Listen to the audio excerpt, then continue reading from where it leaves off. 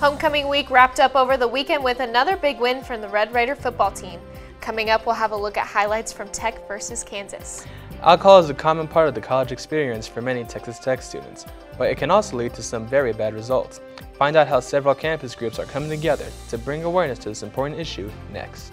And with spring and summer registration just around the corner, some students are trying to decide what direction to take in their academic careers. We'll show you how one event is helping undecided students find the best fit when it comes to their major or minor. This is the MCTV Weekday Update. Welcome to the Monday edition of the MCTV Weekday Update. I'm Paige Sachse. And I'm Nikolaus Coldiron. Over the weekend, the Texas Tech community celebrated the end of Homecoming Week festivities with the annual Homecoming football game. That's right, Nicholas, and after a week full of activities to pump up fans, the Red Raiders brought home another victory. On Saturday, Tech faced Kansas Jayhawks in Jones AT&T Stadium. The game started off slow with both teams scoring off a field goal, but in the second quarter, the Red Raiders found their footing and scored 21 unanswered points. After halftime, Kansas did score 2 more times, but Texas Tech racked up 24 more points to end the game 48-16. One big story in Saturday's game was the return of quarterback Alan Bowman. Bowman threw for 408 yards and 3 touchdowns with 1 interception. Homecoming was Bowman's first start at quarterback since suffering a partially collapsed lung during the West Virginia game. Backup quarterback Jet Duffy did see some playing time, completing 3 passes before DeMarcus Felton rushed in for the final Tech touchdown of the game. With this past week's victory, the Red Raiders are now 3-1 in conference and 5-2 overall, just 1 win shy of being bowl eligible. Texas Tech is hoping to secure their chance at a bowl game with a win against Iowa State this Saturday. Kickoff for this weekend's matchup is set for 11 a.m. at Jack Trice Stadium, and the game will also be broadcast on ESPN2. Along with Saturday's win, Homecoming also included the celebration of several annual traditions. During halftime, David Rivero and Abigail Rafe were officially named 2018 Homecoming King and Queen. Rivero is a junior finance major from Lovington, New Mexico, and Rafe is a senior classics major from Amarillo.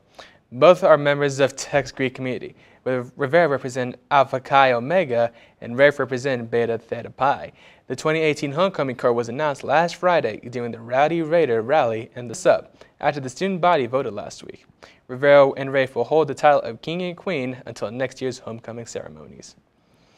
Every year, almost 2,000 college students die from alcohol-related injuries or car crashes, and nearly 40% of all students experience negative effects from binge drinking.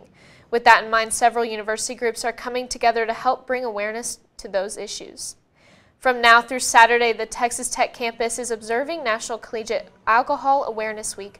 Earlier today, the annual NCAAW kickoff was held in the Sub North Plaza from 10 a.m. to 2 p.m.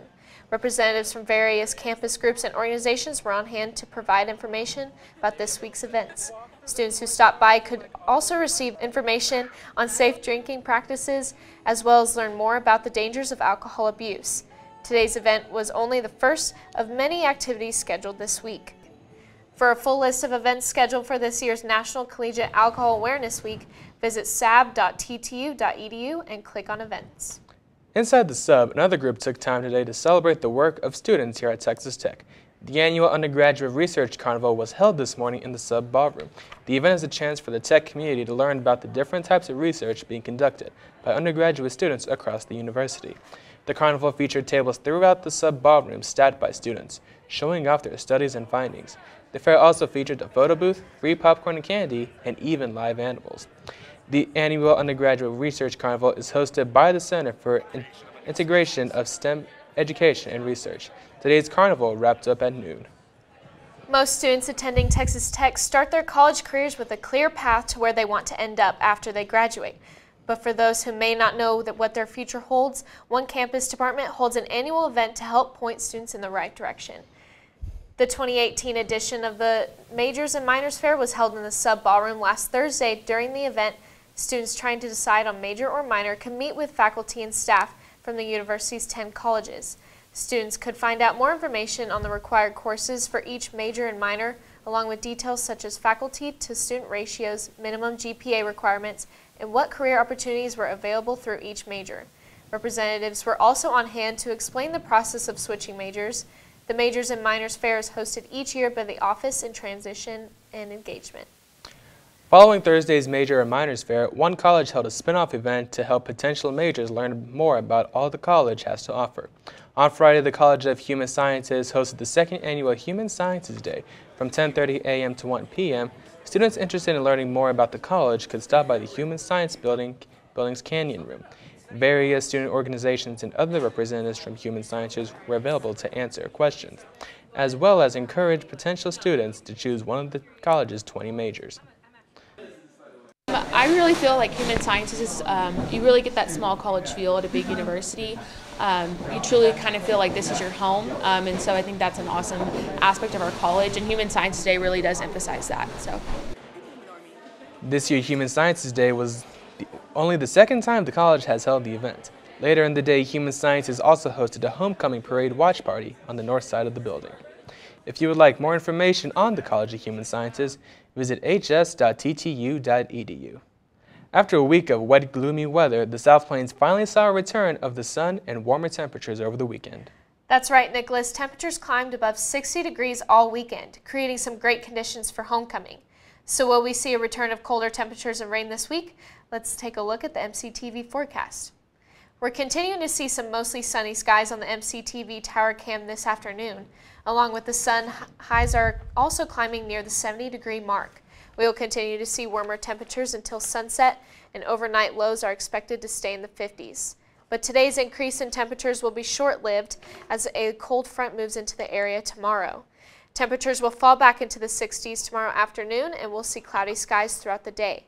Late tomorrow night, a storm system will move into the area, and we could see some showers throughout the night. The wet conditions will continue into Wednesday, with rain expected all day. Temperatures will also be much cooler, with highs only expected to reach the upper 40s. Around sunset, the rain will come to an end, but cloudy skies should stay around the area. On Thursday morning, the clouds will begin to clear, and we should see a return of sunshine and warmer conditions. Thursday's high is expected to climb back into the mid-60s, and rain chances should disappear for the rest of the week. Looking ahead, sunny skies and warmer temperatures should stick around the area as we head into the weekend. Last week, the Texas Tech soccer team was riding high off a 3-game winning streak, with one of those wins coming off a ranked team. That's true, Paige, but unfortunately, the Red Raiders could not carry the momentum to another victory over the weekend. On Friday, the women's soccer team took on the TCU Horned Frogs in Fort Worth. Tech held TCU in check in the beginning of the game, before the Horned Frogs came back with 2 goals in the second half. Tech put up a fight in the last 15 minutes of the game, attempting 10 shots and controlling the field. Unfortunately, the Red Raiders could not get the ball past goalkeeper Emily Alvarado, and Tech lost 2-0.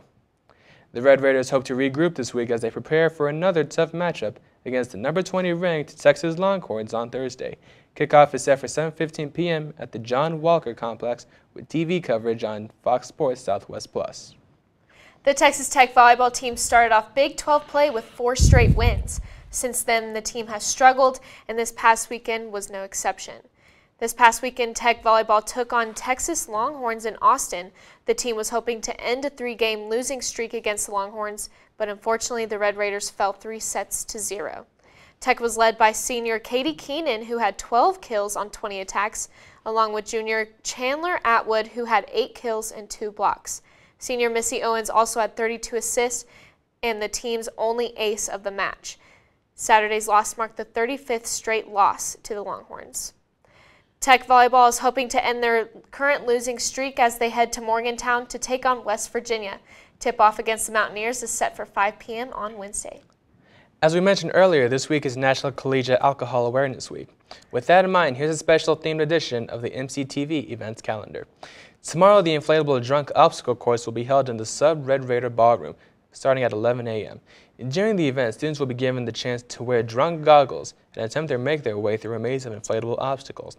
The activity simulates what it's like for someone who is visually impaired due to high blood alcohol levels. Tomorrow's event is free with a Tech ID. With October nearly over, most students' schedules are busy with exams, projects, and homework. So if you need an escape from the grind of classes, the Student Activities Board has an option for you. On Wednesday, SAB is hosting a stress fair in the Sub Courtyard from 11 a.m. to 2 p.m. Students passing by can stop and enjoy several stress-relieving activities. Options for stress relief include free massages, make your own stress balls, make your own slime, and many more.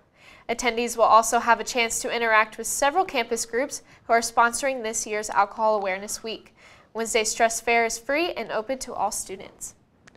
And also on Wednesday, if the Stress Fair wasn't enough of an escape for you, an event in the Sub Ballroom may just do the trick. Starting at 6 p.m., SAV will be hosting Comedy Night featuring Chloe Hillard and John Fisher.